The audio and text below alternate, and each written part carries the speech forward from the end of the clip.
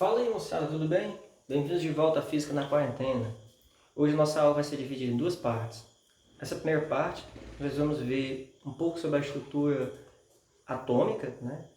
Principalmente assim, de forma mais específica, na parte nuclear, né? A parte subatômica, né? Que forma a parte mais interna do átomo.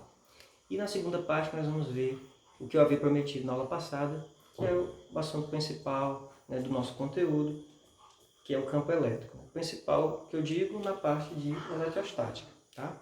Então, a parte principal da eletrostática é a gente estudar o campo elétrico, está associado à força elétrica, mas na frente a gente vai ver que está associado também ao potencial elétrico. Então, são os pontos principais da eletrostática.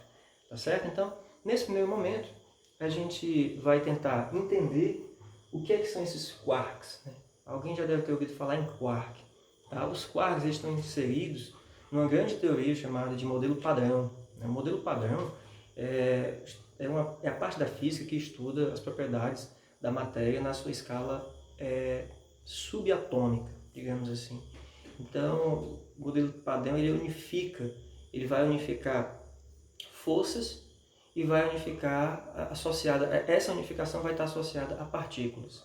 Tá? Então, quem tiver interesse em colocar aí no Google modelo padrão das partículas, vai ver que existe uma infinidade de partículas além daquelas que a gente já conhece, né? Como prótons, nêutrons e elétrons. Tá? A gente vai ver que essa infinidade de partículas elas foram descobertas, né, ao longo dos anos, desde o início do século XX até as descobertas mais modernas, como o bóson de Higgs, né? E isso é desenvolvido em aceleradores de partículas. Basicamente, os experimentos estão associados a aceleradores de partículas. Tá? Então, são nesses aceleradores que são encontrados a boa parte dessas partículas que são subnucleares, digamos assim. Tá? Então, hoje, nós vamos ver as partículas que compõem os prótons e os nêutrons. Você pode perguntar, mas o elétron, Rodrigo? O elétron ele é uma partícula elementar. Né? O próton e o nêutron não é uma partícula elementar porque eles são feitos de partículas menores ainda. Tá? O elétron, ele por sua vez, ele tem um caráter dual. Né? Ele se comporta, dependendo do experimento, como onda, como partícula. No caso do próton e do nêutron, a gente vai ver que eles são compostos por o que a gente chama de quark. Tá? Os quarks, existem 6 tipos de quarks. Denominados up, down, top, bottom, strange e shard.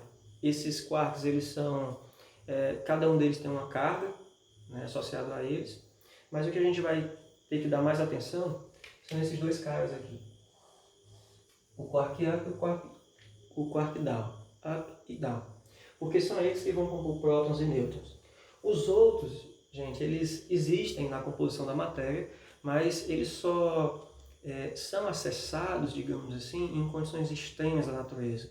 Por exemplo, em aceleradores de partícula, onde a gente encontra altos níveis de energia devido à grande velocidade das partículas, né, ao colidirem, e, por exemplo, em explosões de supernovas, ou também nas condições ali do começo do universo, nos primeiros momentos, por exemplo, na explosão do Big Bang. Tá? Então, são condições bem extremas mesmo que eles conseguem ser acessados. Né?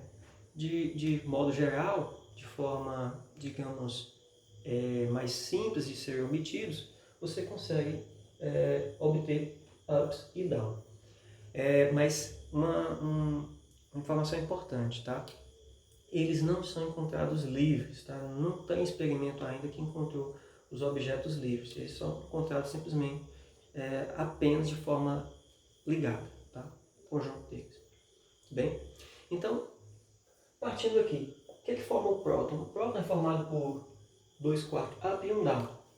Então, o próton, fazer de azul, o próton, são 2 quarks up. O quark up ele tem carga de 2/3, tá? Então, o que a gente tem são 2 quark up, ou seja, 2/3 de E. Esse Ezinho aqui, moçada, que está em todos eles aqui, é a carga elétrica elementar. A gente já conhece que é a mesma carga elétrica do elétron e do próton, 1,6 vezes 10 a menos 19 coulombs. Tá? Então, diferente do elétron, né, aqui a gente tem, não tem um número inteiro, né, um número fracionado da carga elétrica elementar. E isso é possível somente, né, para os quarks, tá bom? Então você tem aqui 2 apps, né? Isso aqui são os apps, mais a carga de um down. Tá? O down ele vai ter carga de menos 1/3. Menos 1/3. Então vejam que aqui 2 vezes 2, 4, vai dar 4/3. Eu tenho um menos aqui, vai vir aqui para frente. Tá? Isso aqui é só para representar o down, né?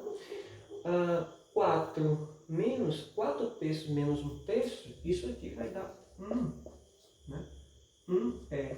Isso significa, o que a gente já sabe, que a carga de um próton é a carga elétrica elementar. No caso do nêutron, o que forma um nêutron é um up e 2 down.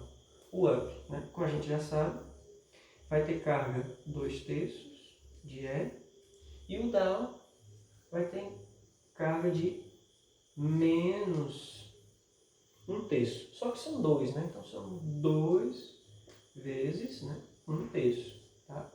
De E. 2 vezes 1/3.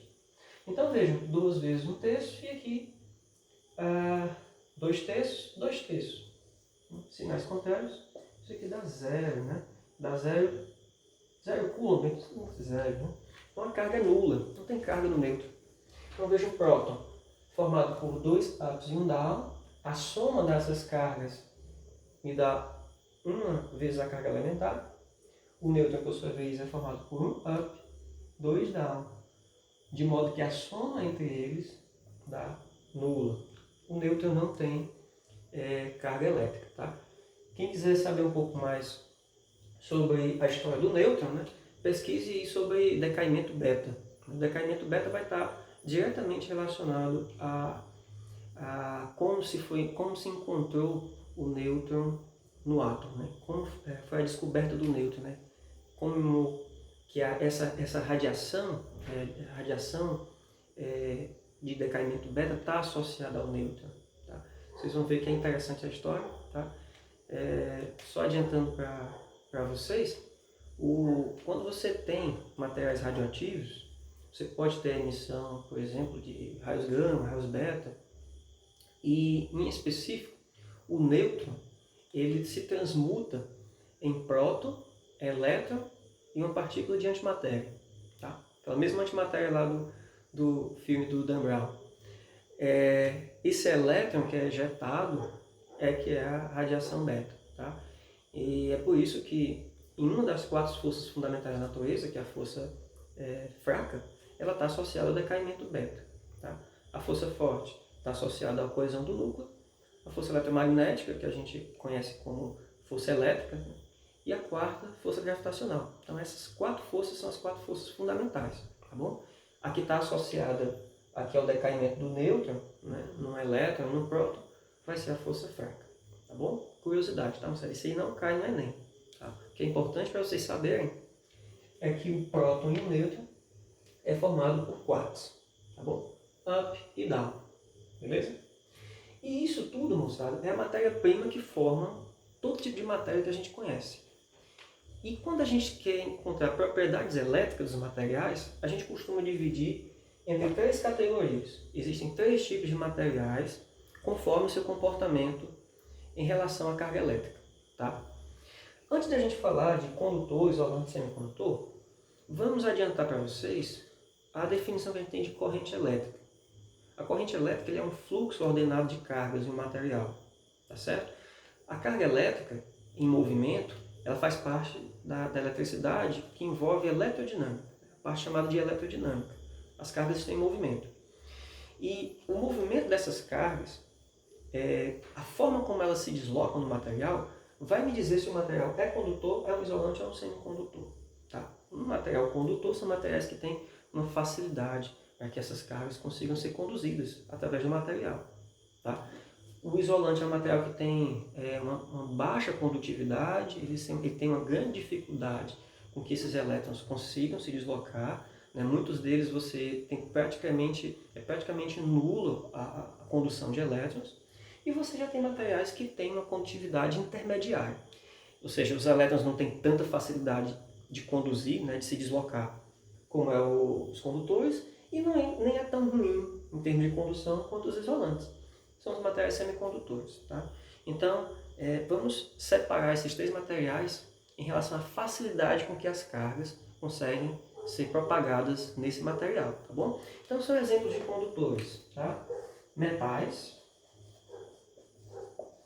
Se você for lá na tabela periódica, você vai ter toda a parte de metais: ferro, platina, ouro, prata, cobre.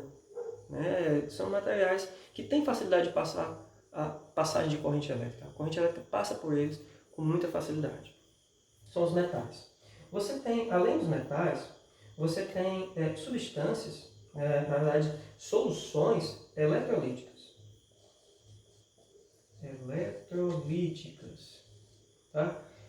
Por exemplo, o hidróxido de sódio, o cloreto de potássio, você tem o cloreto de sódio e o iodeto de potássio, são materiais que eles têm um caráter condutor. Né? O cloreto de sódio, soluções com cloreto de sódio são condutores. Né? A água do mar, né, pela presença do sal, você tem uma condutividade muito maior do que a água doce, digamos assim.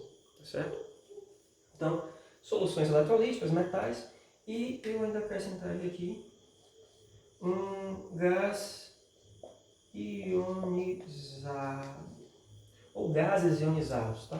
Gás ionizado, mas pode ser gases ionizados, tá? Em geral, o ar, ele não é um condutor, o ar em si é um isolante, mas se o ar que a gente respira passar por um processo de ionização, ele se torna um condutor, tá certo? Quando em Hiroshima e Nagasaki, que as bombas atômicas atingiram o solo, aquele ar, devido à radiação, ele tornou o ar condutor, né? Pela ionização do ar. A radiação, a radioatividade, tornou possível a ionização desse ar. O ar se comporta como um gás. Então, naquele momento da explosão, o ar passou a ser condutor e a corrente elétrica ficou passando pelo ar. Então, as pessoas, além da radiação, além da alta temperatura, além da explosão e tudo mais, devido à radiação, você teve a condução de eletricidade pelo ar, né? Devido à ionização do ar, né? Naquele momento, certo?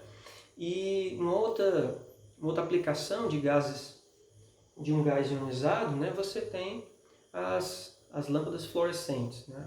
Ali você tem um gás inerte dentro da lâmpada fluorescente, que ele é ionizado, e você tem a possibilidade de passar corrente elétrica ali dentro.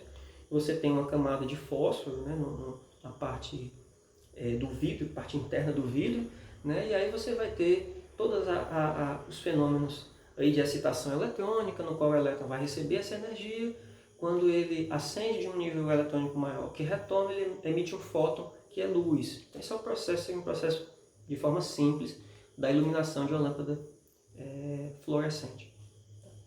Então, metais, soluções eletrolíticas e gases ionizados. Tá?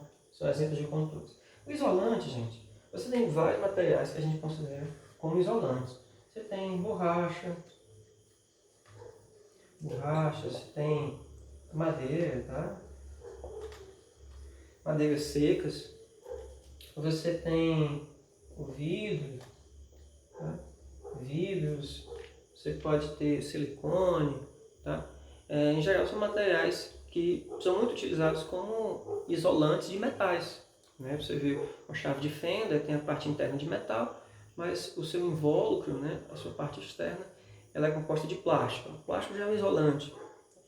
Então esses são exemplos de materiais isolantes, materiais que têm uma dificuldade de conduzir eletricidade, tá? E os semicondutores? Os semicondutores são materiais muito aplicados na eletrônica, né? Fabricação de células solares, de transistores, circuitos integrados, chips, de computadores, processadores. São feitos de materiais semicondutores. Por exemplo, né, você tem o silício, o germânio, você tem materiais que são compostos por dois materiais, como o arseneto de galho, né?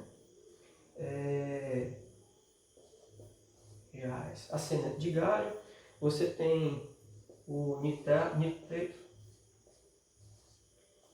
galho, né? Arseneto de galho, germânio, silício, são exemplos de materiais semicondutores, tá bom? Então, gente, isso aqui, ela serve, né? Você consegue entender do que a matéria é feita e a forma como esses componentes, a estrutura atômica, a sua estrutura molecular, as diferentes formas que esses átomos conseguem ser distribuídos, conseguem gerar esses três tipos de materiais quanto às suas propriedades elétricas. Tá? Beleza? Então, copiem aí que vamos começar agora a parte de campo elétrico. Tá bom?